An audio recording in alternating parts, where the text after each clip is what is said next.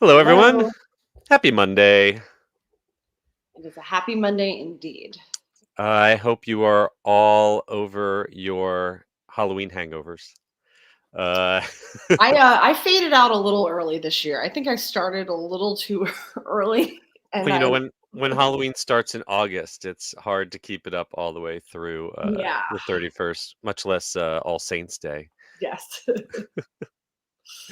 Um, but we before we jump into recording this episode, we've already got some folks in the chat early, and first up is Vince saying happy Monday to everything. And yes, Vince, you're right. We are definitely going to do a little spooky season debrief.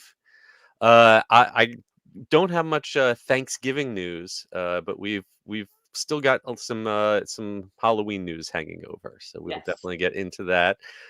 Thank you to Blossom and Michelangelo in Derek Ho's corner for joining us.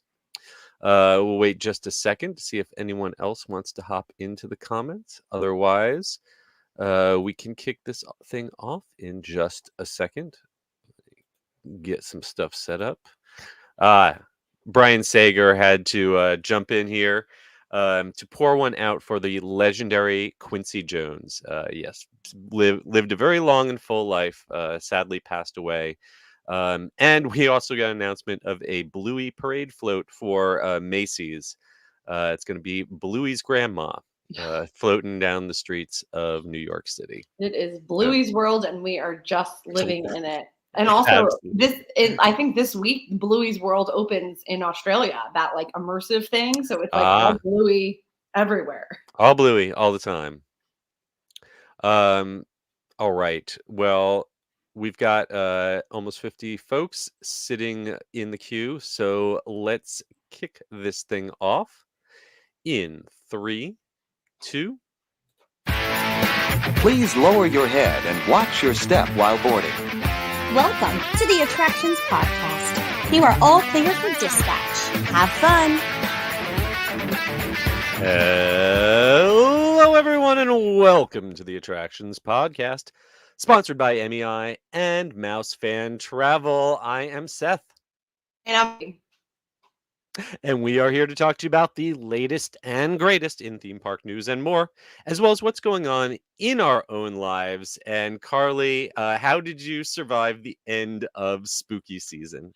I was fine. I I actually did a little road trip, and I went to the final U.S. city of the Taylor Swift Eras tour in Indianapolis. So I was driving on Halloween, so I didn't dress up, but I did dress up for the show. So that was sort of like Halloweenish.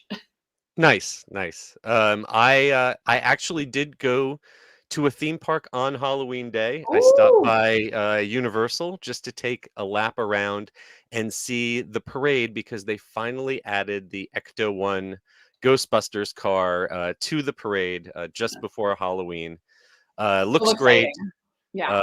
Congrats, Elliot. Great work on restoring that car, and I love all of the little mini Stay Puffed men that they have Yes. stuck to it. It's really great.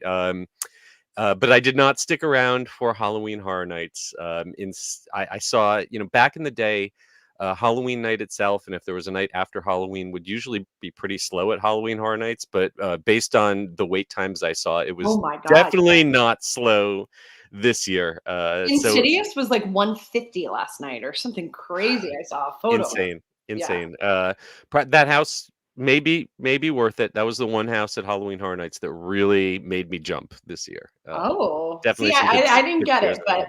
but Yeah.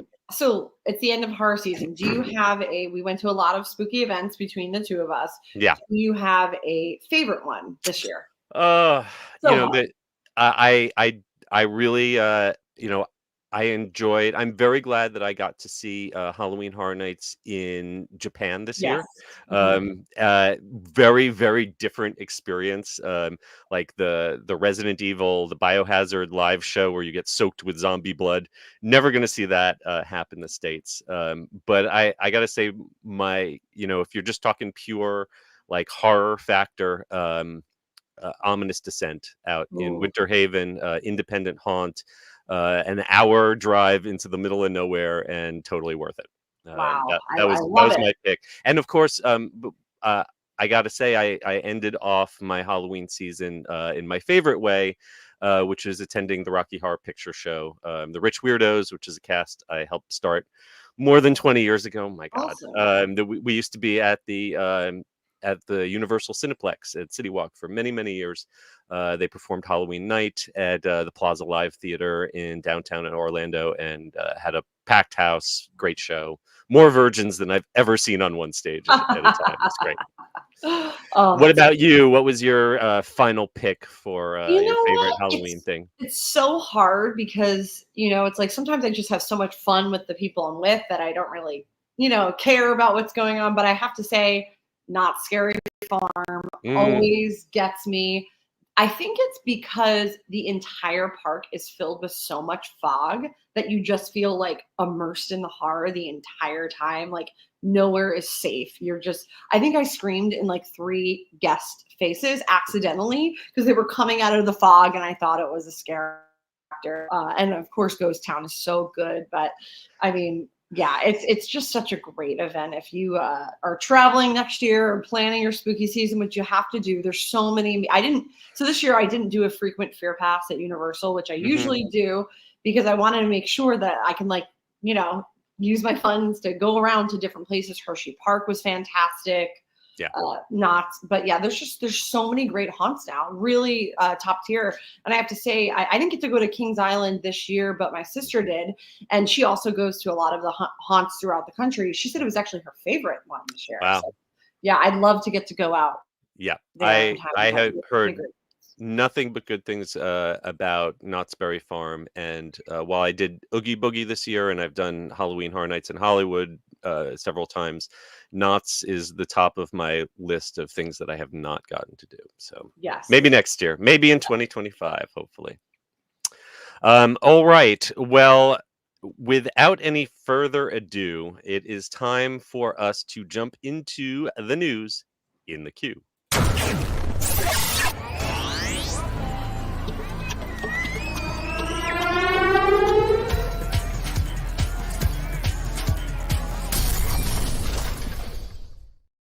Well, just when you thought Halloween was over, nope, we've got more horror news to talk about, but this time out in Las Vegas, where Universal has unveiled the 4 haunted houses that will be part of their year-round haunted attraction called Universal Horror Unleashed, located at Area 15, just off the Strip.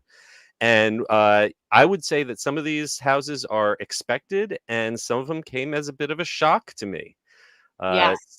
So Definitely. this is Universal's first of its kind year-round experience, inspired by the legacy of Halloween Horror Nights, and it is going to feature 4 permanent haunted houses, and their themes are going to be Universal's Monsters, Scarecrow the Reaping, the Texas Chainsaw Massacre, and Exorcist Believer.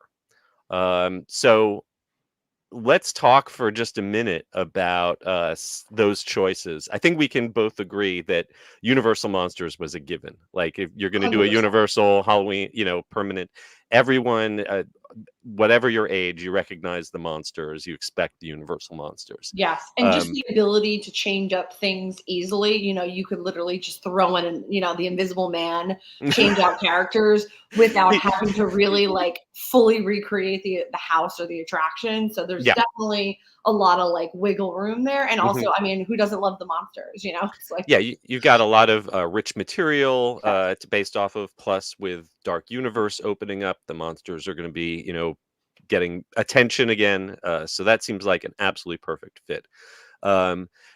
We knew that they had said they were going to have some original content, and they went with Scarecrow the Reaping, which I think is very bold, because historically, whenever they've done a Scarecrow-based house, we've gotten a hurricane in Orlando. So I hope they don't plan on planting any actual corn, because I don't think that Las Vegas could handle a hurricane. They can barely, their drainage system can barely handle it when it rains an inch or two. yeah, exactly. But I will say, the last time they did a Scarecrow house, it was very creepy, very frightening, and some really great backstory that they've developed for it. So I think Yeah. that might be a great pick. Absolutely. And it's like I have to keep reminding myself this is not for us, essentially. This is for the masses. And, Mhm. a lot of times Halloween events are synonymous with scarecrows. You think of all those like events that happen in small towns everywhere around the country or haunted scarecrow rides, blah, blah, blah. I think it's a really good one to draw new people in. It's a Mhm. recognizable Halloween Yeah, figure. it's accessible, it's Mhm. recognizable, absolutely. Also very recognizable is the Texas Chainsaw Massacre. This surprised me a little bit because, in terms of the rights, Universal has done lots of Texas Chainsaw houses in the past, but now Six Flags has also been doing things with that brand. So I'm curious which version. I'm hoping that this is the OG, 1970s Toby Hooper Texas Chainsaw. It doesn't look like it's going to be the reboot that was featured at Six Flags, and I'm kind of happy about that. Yeah, same. I'm a classic Texas Chainsaw Massacre. This Mhm. year at Hollywood, it was so, so, so good. One of my favorite houses of the year. Yeah. Every time they do a Texas Chainsaw Massacre house, it's great. So I think this is a really good choice. And the final one, they had announced previously that there was going to be a partnership with Blumhouse, who have lots of great material to pull from. And the one movie that they chose was The Exorcist Believer, which, the Exorcist brand itself still has some name recognition, but Believer did not do great at the box office. It was supposed to kick off a new trilogy, which I believe has been, those plans have been changed. So that one seems to be an interesting choice. I would have loved to see an OG Exorcist house, or maybe one based on the whole Exorcist franchise rather than that one particular movie. I don't know. What do you Yeah, think of that one? same. It does nothing for me. I, would have loved like a Five Nights at Freddy's or a Black Phone. I mean, there's Yep. just so Megan.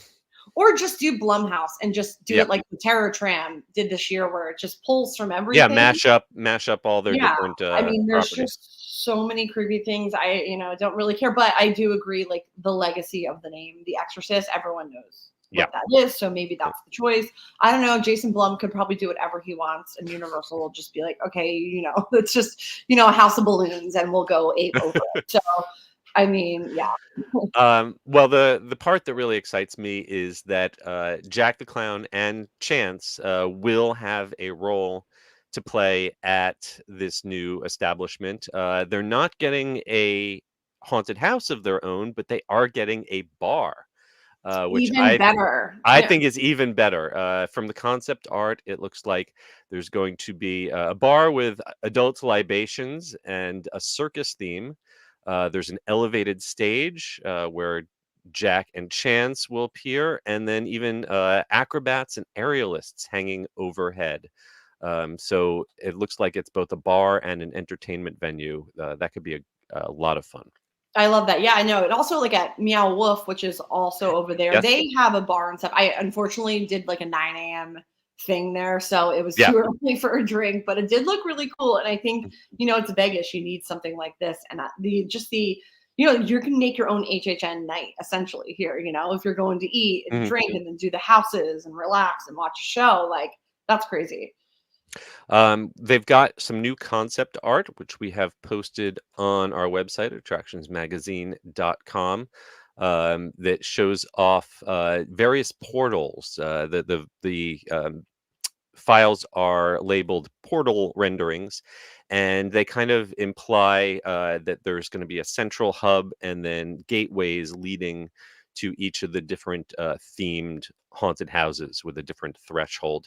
There's also some interesting little details in the concept art implying like a behind the scenes or movie making theme, because there's some old fashioned movie making equipment, cameras and lights, sort of tucked into the concept art. So that might be another kind of meta framing device to the whole thing. Yes, I can't wait.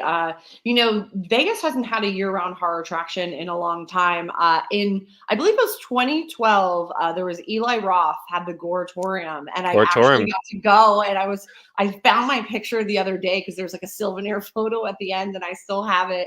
And it was awesome. And it was I, just, I like just being. I think I went like in April. So it's like being able to do horror things year round is amazing. I remember being very excited one visit to Vegas, seeing that was under construction, and by the time I came back again, it had opened and closed. Yes, it was quite short-lived. Yeah, So but there are some horror-themed escape rooms based on It and Blair Witch Project and Saw that have been very successful in Vegas, and so I'm hoping that carries over and shows that there's an appetite for this year-round. If you want to see some of the Halloween Horror Nights houses that inspired these houses that are going into Las Vegas, we've got videos on our YouTube channel of Universal Monsters House, Scarecrow the Reaping, Texas Chainsaw from Halloween Horror Nights 30, and also the Exorcist Believer House. yes, and I will be flexing this Universal Horror Unleashed hat. Yes, I am super jealous that they sent that to you. Yes, I'm very thankful. Thank you, Universal. I will be wearing this every day because I cannot wait. I honestly, I love Las Vegas so much in general. Like, I'm not a gambler, but I love the food and the dining and the attractions. And I will be booking a flight like immediately when this opens because I cannot wait to go. It is not as cool as yours, but I also got a new Horror Nights I hat love the mellow. because it was 70% off at the Five and Dime on Halloween Day. So $8 for a hat. I will definitely take that. I love when they do the merch drops. And for some reason this year, I feel like there's so much discounted merch, more so than I've ever seen, even at Universal Hollywood too. So I was like, did they make too much merch? They might have over purchased. I know that that kind of 90s punk rock color scheme was kind of divisive this year. Some people loved it, some people not so much. So go buy it now. I also, even if they have like really big shirts, I buy them as pajama shirts because they're so soft. And so for our next story, we're still sticking with the Halloween theme. Insidious, which, as I mentioned earlier, was one of the few haunted houses at Halloween Horror Nights this year to really give me a good jump scare. It is being transformed into an immersive live theatrical experience that is going to tour across North America in 2025. Called Insidious: The Further You Fear, and tickets are already on sale. This sounds very unique. Yeah, this almost sounds like a William Castle kind of thing. Where back in the day for horror movies, they do a road show and they'd have special effects like tinglers buzzing in your seat and ghosts flying on strings across the auditorium. That's what I kind of imagine. I'm sure a little more sophisticated than that, but this is going to be based on the Insidious franchise, which has earned $742 million at the box office over 5 films. And a 6th one is coming out in 2025.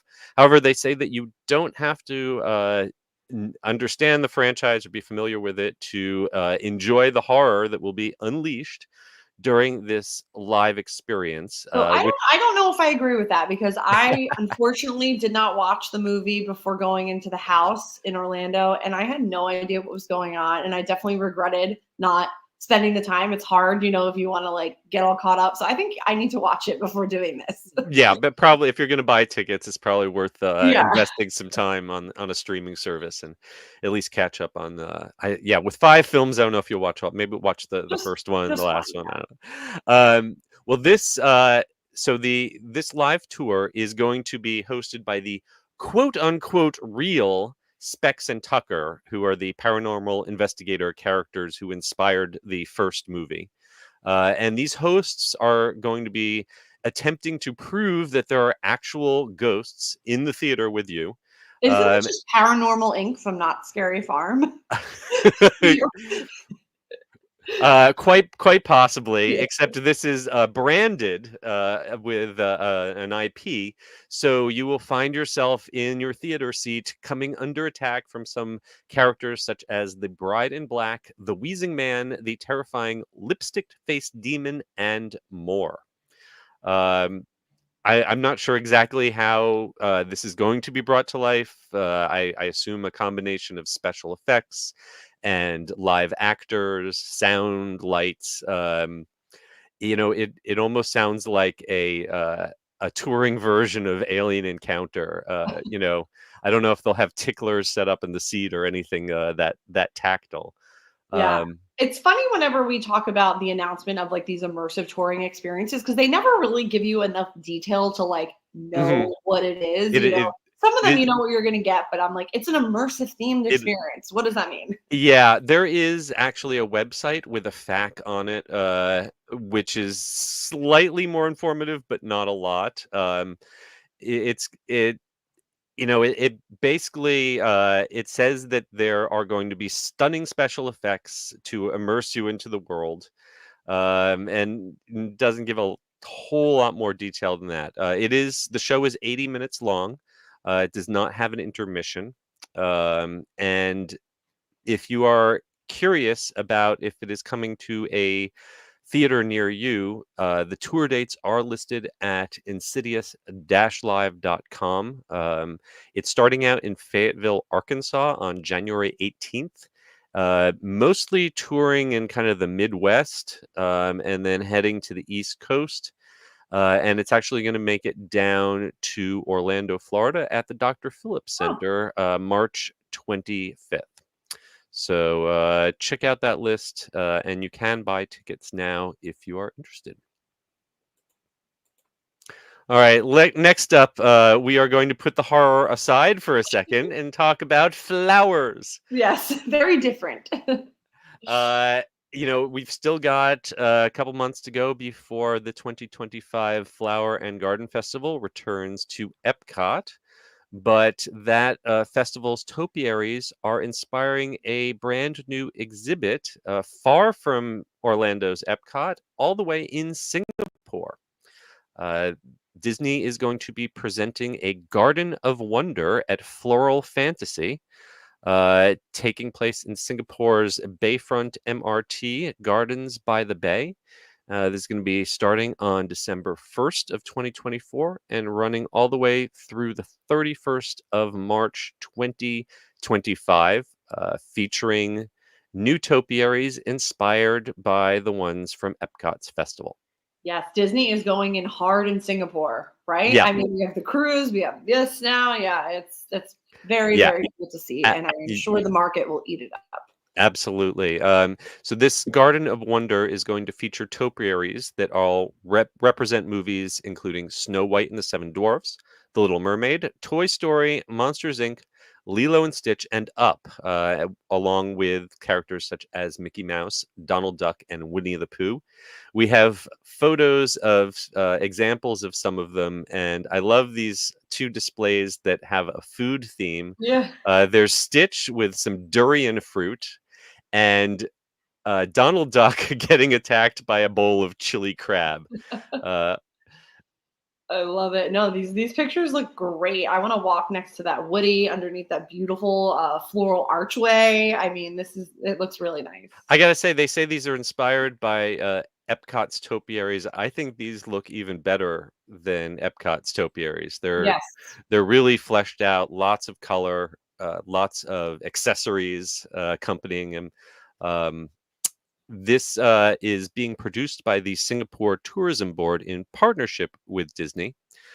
They announced this project on October 29th, and they have not yet announced the dates for the Flower and Garden Festival in Orlando yet this year.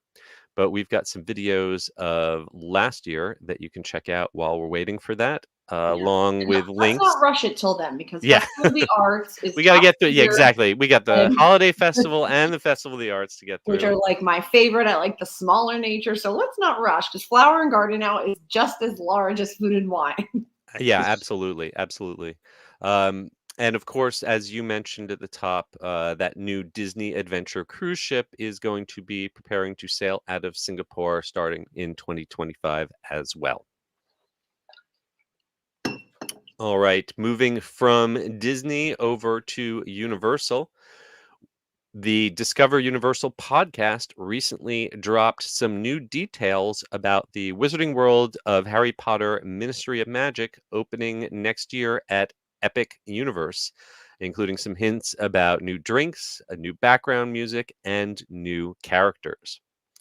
Have you been Yes, I love how Universal just like subtly drops things on their podcast all the time, and I it's just like, I was very gonna say, I get these subscription notifications. Oh, Discovery, and we got a big dump about Ministry of Magic information, weeks, months back, and so I didn't figure there'd be any new information in this podcast. But you gotta watch all of these. You gotta because each one they drop little nuggets in. or Uh, just follow us because yeah, or then just follow us, even better. We'll it's a we'll do little the bit work for easier. you. I know listening to podcasts is a time commitment, even though I do enjoy it. But Yeah. yes, just give me the news, and we Oh have yeah, it. I listen on like double speed, and I still don't have enough time in my Yeah. day. So let's start off with some background music at Epic Universe's Wizarding World of Harry Potter. You are going to hear both excerpts from the familiar film scores from the Harry Potter and Fantastic Beasts films, but there's also going to be a twist because the soundscape is also going to mix in things like period automobiles, French conversations, and 1920s period jazz music.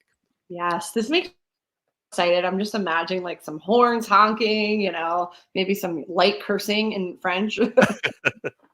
Well, one of my favorite things about Main Street USA and Disneyland and Port of Entry in Islands of Oh, Adventure are these little hidden speakers where you can hear these conversations, these that make you feel like the land is alive, that mhm. there's people that live there and that you're just visiting. And I love the fact that they are thinking about integrating that into this new land. I'm sad that I don't speak French. I'm going to have to start using Duolingo to Yes. understand what they're talking about, I guess. No, absolutely. We're gonna have to because we're gonna go to the cafe. We need to order in French. Absolutely. Absolutely. Well, next up, they've given us some information about the wand maker who owns the wand shop that is found in this new area. We are all very familiar with Ollivanders, where the wand chooses the wizard. Well, Cosme Akajor is a new character that's been created just for Epic Universe. She is the owner of the Parisian wand shop, and she is much more about haute couture. She believes that the wizard influences the look of the wand. So rather than having a wand selection ceremony, like in Ollivander's, guests will be able to interact with this character in and around her shop and be able to pick their own look of a wand. I love this. Anytime there's an original character created, it just gets me very, very excited. Yeah, and that's something that I've always wanted more of in the original Wizarding World is interactive characters who have a backstory that they can converse with. It's great that we have the conductor of the Hogwarts Express, but the random wizards who wander around and help people with the spells, they're not really performers. And so this will be great to have someone who can interact with people and talk about the spells, but also have a whole character and backstory that they can get into. Absolutely. I mean, Yeah. and this is something that we're going to see in Epic Universe in general. Now that we've Mhm. learned, in Dark, they're going to have roaming monsters and stuff. So this is just so exciting because you're right. A land doesn't feel alive if there aren't people roaming through it. Unfortunately, Yeah. and I'm it looking feels at you, raw. Galaxy's Edge. Yeah, I mean, like I didn't want to call it out, but yes, Yeah. exactly. Like it's just not my favorite place because it just doesn't feel alive. Like Diagon Alley feels Yeah. just like living and breathing. Yeah. Um, if you are thirsty, there are going to be some new French drinks available in Epic Universe. From throughout Place Cachet, there I is can't wait for vloggers to mispronounce this a million times. I know. There's a Parisian sandwich shop. There's a Quidditch-themed bar. There's a dark hangout for evil wizards, and each of these is going to have custom cocktails, both alcoholic and non-alcoholic offerings. We don't have details on those yet, but we do know that there will be a butterbeer cart stationed right outside of the circus building. Yep. And finally, they previously hinted that the facades in this new area are of a much grander scale than those we've seen in the previous Wizarding Worlds, and now we have some hard numbers to go with that. So in Diagon Alley, they say that the facades are 35 to 40 feet tall at their tallest point. In the Wizarding World in Epic Universe, the shortest facades will be that height, but the tallest ones will go up to 65 and 70 feet. So that's pretty tall. Yeah, I mean, and we kind of knew it already because Mhm. just from looking at like the aerial shots, I mean, it is Yep. definitely a massive, massive thing, you know.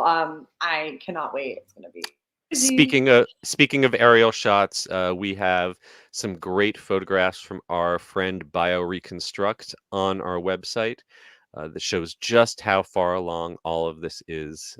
It feels like it could just be a few weeks or a couple months till people could be walking these streets. Yeah. Be having a jambomber in one hand Mhm. and a glass of French wine in the other. Yeah, I hope they have a good chocolate croissant. Oh, That's that's my breakfast. yeah. All right. Heading on over to SeaWorld San Diego, we have news that their Journey to Atlantis attraction is going to be reinvented in 2025 with new themed elements. And all I can say is be fair to Florida because our Journey to Atlantis needs some help too. Yes, I actually just did this when I was recently in San Diego. I Yeah. love Journey to Atlantis. It is just I it's have fun, you never know? I have never been to SeaWorld San Diego, so I've never been to this on this ride, but I understand it is a much different ride Yes. than the water roller coaster that we have in Orlando. They're both boat rides that have Yeah, I drops mean, and kind of it's roller coaster definitely tracks. yes, this is bare, I will say. Mhm. I mean, it's very bare bones, you know, there's really not I mean, obviously the building structure is, you know, incredible, you know what you're getting, but there's really not much else going on. You know, there's Mhm. no show scenes or anything. So I'm excited to see because they're saying they're gonna add more to it. So I can't wait to see what they do with it because it's a fun ride. I always, you know, do it when I'm there, but yeah, it just needs a little, you know, a little pizzazz. Well, sometime beyond 20 sometime in 2025, we're not exactly sure when, this ride will reopen and it will be reinvented according to a statement that SeaWorld San Diego put out. They say that the new version will pay tribute to the original beloved version while adding new elements to create a more exciting and immersive experience than ever before. They say the changes will include a refreshed storyline, new water elements, new visual effects, and new show elements. Don't have specific details beyond that, but I would say those are all things that the Orlando version of Journey to Atlantis could also stand to get. Yes, because inherently it is a great attraction, you know? Mhm. It just needs a little bit of love. Yeah, no, it's got some good drops, solid drops, and especially the first time you go on the Orlando version, you don't know that there's that roller coaster track in the dark Yeah. in the second half. It really comes as a great surprise, but it's just sad over the years how all of the animatronics and storyline and effects of the Orlando version have basically been dialed down. So good to see its San Diego cousin getting some love. We have ride through videos of both attractions on our YouTube channel and linked to our website. This news shall hopefully distract you from the fact that Jewels of the Sea, a jellyfish experience, which was originally announced to open in 2024 is now also being delayed until sometime in spring of 2025. But we've got some very pretty new renderings of this new exhibit highlighting jellyfish in all of their glowing glory. Yes, I'm excited for this. It looks like it's going to be really Yeah. great, and their other exhibits are really well done. So All right. Well, that is going to bring us to the end of our news in the queue. Before we jump into this week's main attraction, it is time for us to hear a word from our sponsors. The Attractions Podcast is brought to you by MEI and MEI-Travel. Whether your next vacation is a magical trip to the theme parks, an exciting adventure to the pyramids of Egypt, or just a relaxing cruise on the turquoise waters of the Bahamas, MEI-Travel provides premium service and expert advice to help you get the most of your vacation. They are always free of any hidden fees or costs to you. Visit them at mei-travel.com. It's time for the main attraction! All right, if you thought we were done with Universal Monsters and Horror, sorry, no, because our main attraction is new details that have just been revealed about Dark Universe coming to Epic Universe, courtesy of that Discover Universal podcast we talked about earlier. yeah, I mean these were like some pretty specific details. I'm curious that this is how they drop them, but love it. Yeah, they dropped this new episode of Discover Universal podcast on October 29th, and they had a conversation with Universal Creatives Peter Carcillo, who's the senior creative director, as well as Francis Franceschi, Yes. who is the production designer. Apologize for freezing up on the pronunciation of your last name. Yes. No. So they gave us a bunch of brand new tidbits, starting with a little more information about the show that the windmill is going to put on every time it bursts into flame. If you thought that the dragon spitting fire on top of Gringotts in Diagon Alley was a draw, I think that this windmill is going to top it. Yes, I mean previously they really only said like it's going to happen every 20 minutes, but we didn't really know what. And now they're saying that it's a minute and a half show. So I was not expecting that at all. Yeah, so it sounds like it's going to start where you're going to hear a bell ringing in the bell tower, and that is the villagers' warning signal that monsters have been sighted. And so that causes all the villagers to come out and gather and make their way towards the windmill. And I guess they're going to use sound effects so you can hear the crowd building. And then there's going to be, they've talked about using different types of flammable fuel to create different looks of fire, so that I guess the windmill will gradually burst into flame, come up to some big peak. And like you said, that'll be a 90-second show that will happen roughly every 20 minutes. Wow. So I assume that the roaming characters, street performers, are going to run to the windmill. Maybe. I mean, that would be interesting if they interact with it as well. Yeah, that would be cool.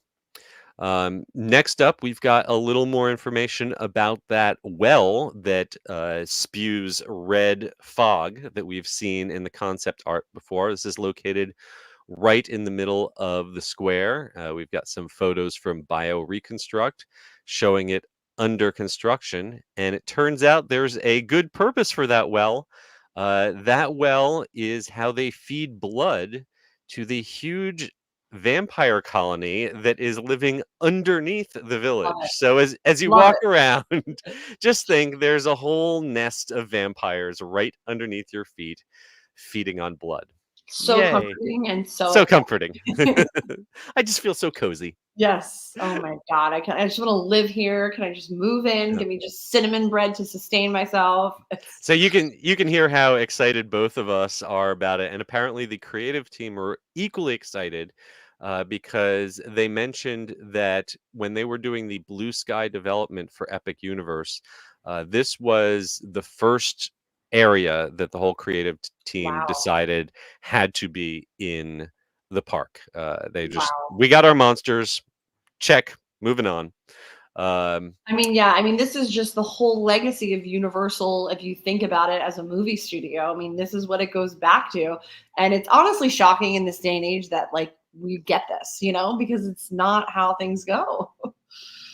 I also, I love the line in um, the horror makeup show where they say that Universal has created some of the greatest classic monsters of all time, and they've also created some crap. That Okay. I love that the designers have a respect not just for the real classics, the Dracula, the Frankenstein, but also some of the lesser known films such as The Mole People from 1956. If you are a fan of The Mole People, I know Who someone is isn't? out there. You will be very excited to know that there is a cage right on the outskirts of the village as you first walk in, and you will see a decayed mole person trapped Lovely. inside that cage. That is a deep cut.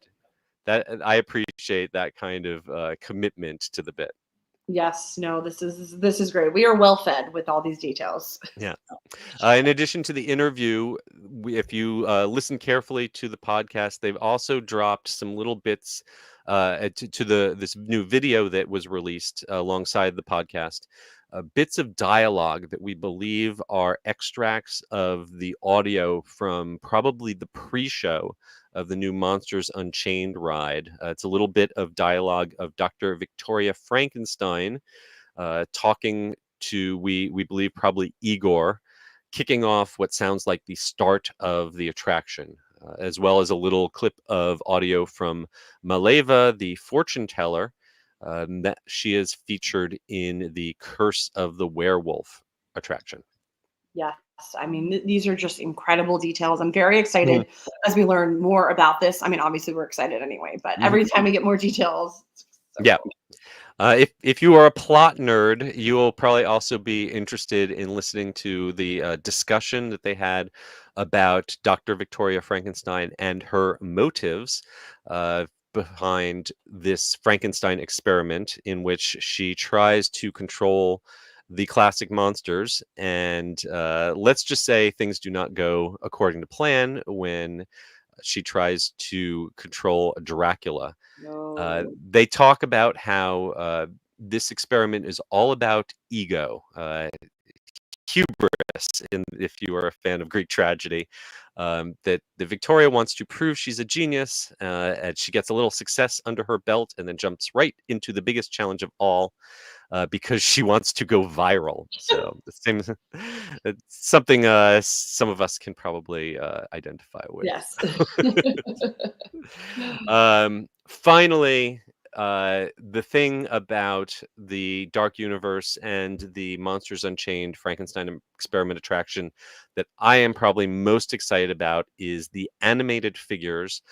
Don't call them animatronics. Animatronic is a word that's associated with Disney, and so Universal likes to just use the word animated figures. But whatever you call them, they are absolutely astounding. And we got a great close-up look at some of them in a new video that they've released. These are not CGI renders. These are actual physical figures that are finished and working and absolutely terrifying. And you're going to see 14 of them inside the ride itself. Yeah, this was incredible when they dropped this. I believe it was a reel last week on social media. It is unreal. Yeah. So first up, we've got pictures here of the Wolfman. And from what they've said and what they've shown in this little clip, he is going to lunge at you with a velocity that we have not seen one of Universal's animated figures move that fast before that I can think of. I'm very scared. I remember it was a big deal when Imhotep jumped out of his casket for the first time on Revenge of the Mummy. But the swipe that this Wolfman figure is taking with his arms at the camera, uh, you know, definitely puts the Disco Yeti to shame, for Oh, sure. yes. And 100%. then, Disney might be able to make Benjamin Franklin walk up a couple stairs, but Universal has been able to make a Frankenstein's monster who is over 9 feet tall walk around a stage. And we believe this will be part of the pre-show of the new Wow. attraction. And this will certainly make for a pre-show that you will not want to skip. Yeah, this is unreal. I hope whenever they figure out what the express line is, I hope you don't miss Mhm. this queue, because I feel like sometimes you miss stuff in the queue when you go through express, and I want to like see everything. Yeah. Yes, absolutely. I can't imagine that people buying Express will get cheated out of this. I know that there is a single rider line on this attraction, and that will definitely come in handy for re-rides. But if the single rider line skips the pre-show, as many of them do, I would say the first time through, make sure you wait, because Yeah. just seeing this figure in action. And I know there's been some controversy about the fact that this is not Boris Karloff as Frankenstein's monster. This is a new interpretation of Frankenstein's monster, but I think that even though it's not exactly the same as the one from the black and white movie, it has his essence. It has that humanity in his eyes, but also that kind of body horror of the stitches and the staples. And I think it's a great modern interpretation that's both scary but also kind of sympathetic. Absolutely. And I think that's the whole point is, they're trying to introduce new generations. So there has Mhm. to be also a lot of the characters like kind of good looking. I think that's also part of the modern interpretation. Like we're definitely gonna have, so there's gonna be some like thirst traps. There's gonna Well, be some sort of like fandom going on for these characters. so yeah, that brings us to the Dracula Yeah. figure, which we see in a very brief clip, kind of throwing his head back and baring his teeth. And the detail, the realism on this, you could easily think that this is a human actor wearing makeup. You really have to look at this closely, and even then, it's incredibly lifelike. And yeah, they back in the day, Bela Lugosi was considered very attractive. And again, this is not a likeness of Bela Lugosi, but they definitely went with the seductive vampire as opposed to the Yes. old creepy man vampire, for sure. Yes. I mean, but again, this is about making something modern and make it work Mhm. today. And that's unfortunately what you have to do. Yep.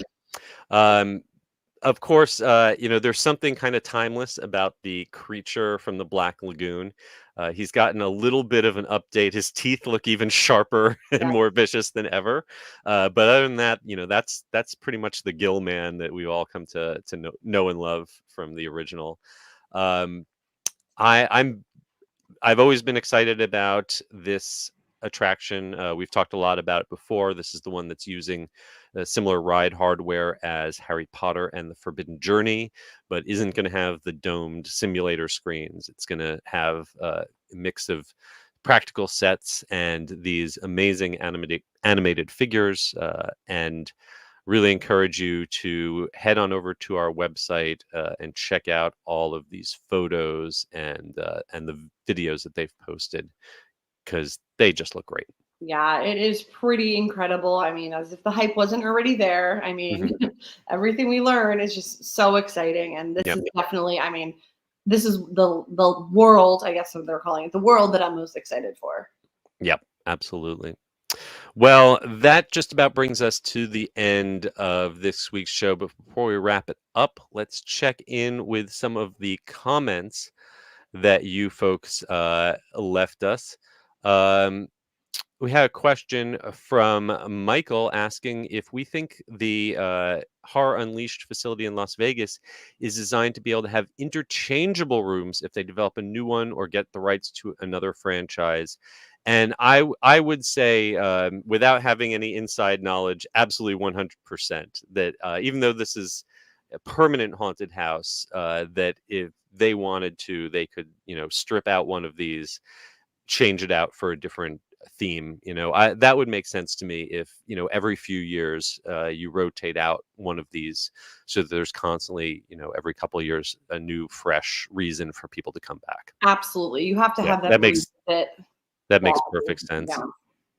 Michael Bingham was a little late checking in. No worries. Great to see you, Michael. Also, great to see you, Carmine Dinosaur. And I'll let Michael have the last word. Dark Universe is going to be awesome. Can't wait. Neither can I. Thank you to all of you for being here with us. Before we go, I also want to thank our sponsor, MEI and MEI-Travel. Want to thank and remind each of you to please give us a rating or review on Apple Podcasts, Spotify, or wherever you listen to us, or give us a like and subscribe here on the YouTube live feed. And be sure to follow us at attractionsmagazine.com and search for Attractions Magazine on your favorite social media accounts. Carly, where can folks keep up with you on the socials? Yes, I am on Instagram at Adventures by Carly and on X and TikTok at Carly Caramano. You can find me at S. Kuberski and at The Unofficial Guides. And you can find copies of my books at theunofficialguides.com. And until next week, we hope you folks stay safe, try something new, but most importantly, have fun. And we will see you again next time. Bye.